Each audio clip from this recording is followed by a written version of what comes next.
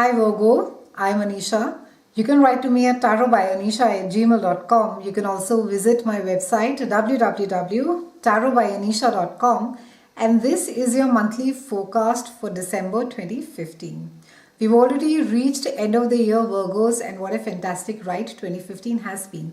We begin the month with a grand trine that is there in all the fire signs, that is Aries, Leo and Sagittarius, and it is lighting up a part of your chart that speaks about your home. It speaks about the people with whom you share your life, your space.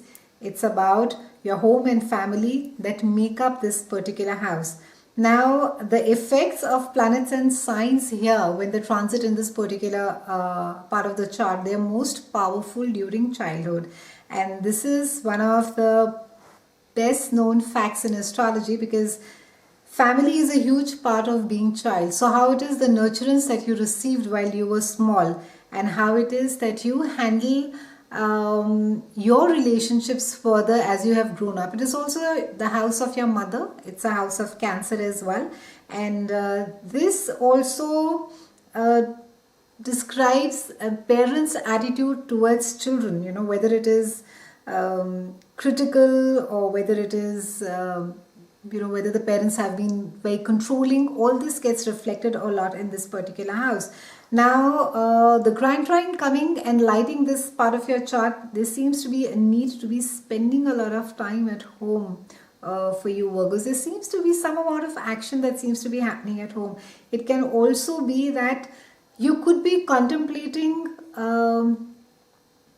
your ties with your parents, with your siblings, or whatever it is that happened during the childhood. There seems to be a lot of going back in the past and looking at your own childhood. It can also be that you are trying to put to rest certain things that have bothered you for the longest of times as far as your parents are concerned.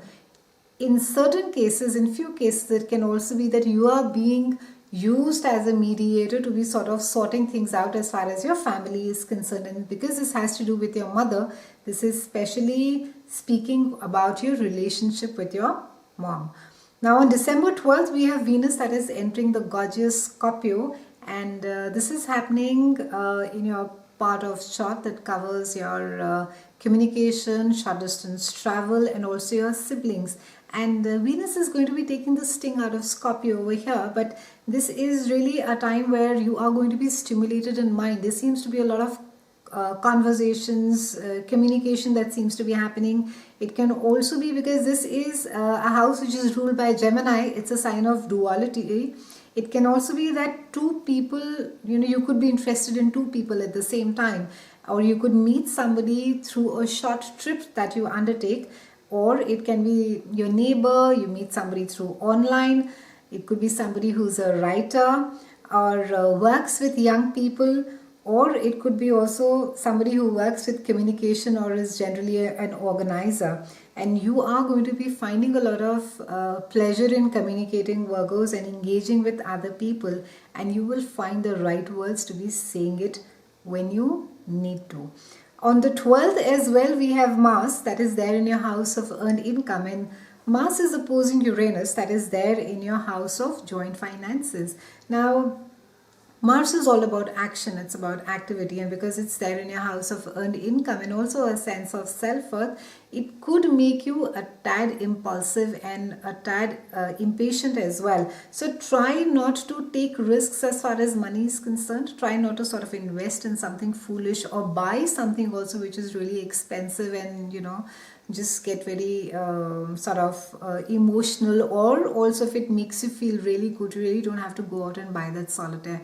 So keep these things in mind, and this placement of Mars can make you take certain risks or challenges that may seem exciting, or you may feel that you're up to it, but just sort of hold your horses, Virgos, around this time, because it's emotionally, it is indicating a time of a lot of you could be feeling quite volatile, you could be feeling quite impulsive, and it would not be a very well thought out decision, whatever it is that you are planning to do, or you've been thinking about, or it's just a route, I think, which will make you feel better from inside. It's just going to satisfy that need wherein that you'll feel that, okay, I'm I'm taking care of that need to feel better about myself, because it's also about self worth, this house. So it can be that you undertake a risk, a need,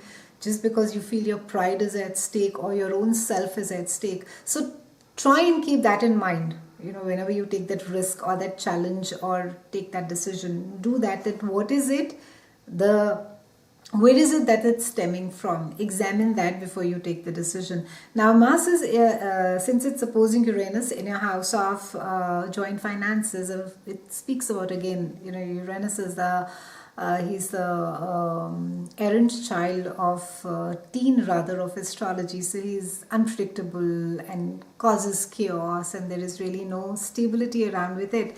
And it's so, over here it's speaking about our egos. It's speaking about a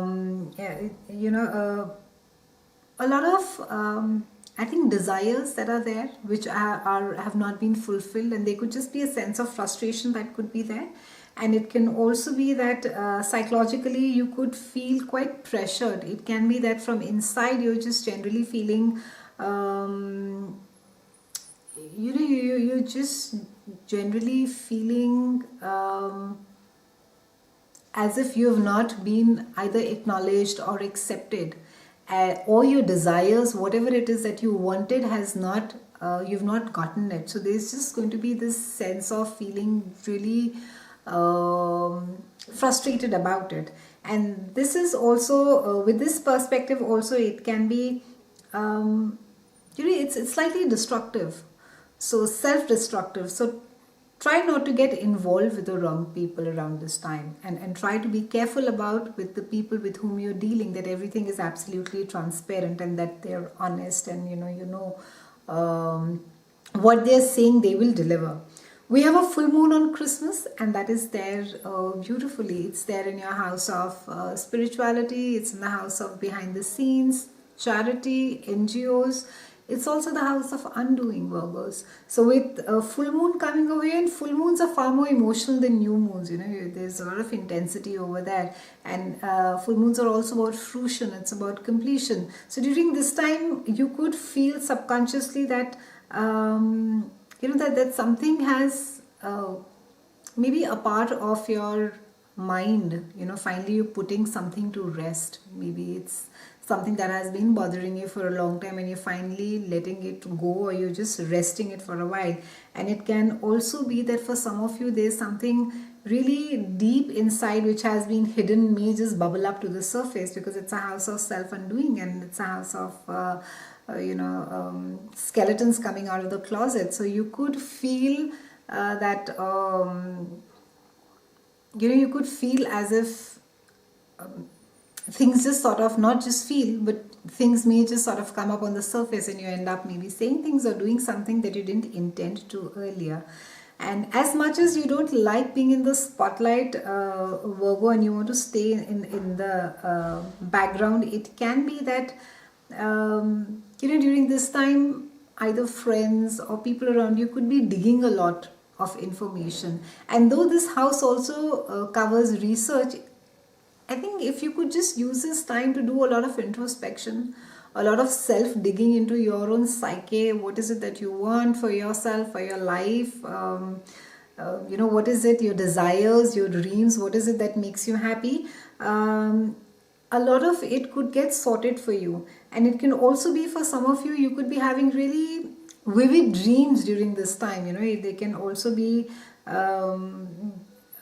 you could almost feel that they are real. So they could just be the sense of having this dreams which are really in a land of fantasy, and you could just feel that you're still over there when you wake up. But there's really nothing to worry about. It's just a phase. But it's really a time wherein that if you can take some time off, Virgos, if you can just go to a retreat, do some yoga, do some meditation, just sort of calm your mind more. So do that. It's really a time of giving. It's a house of service.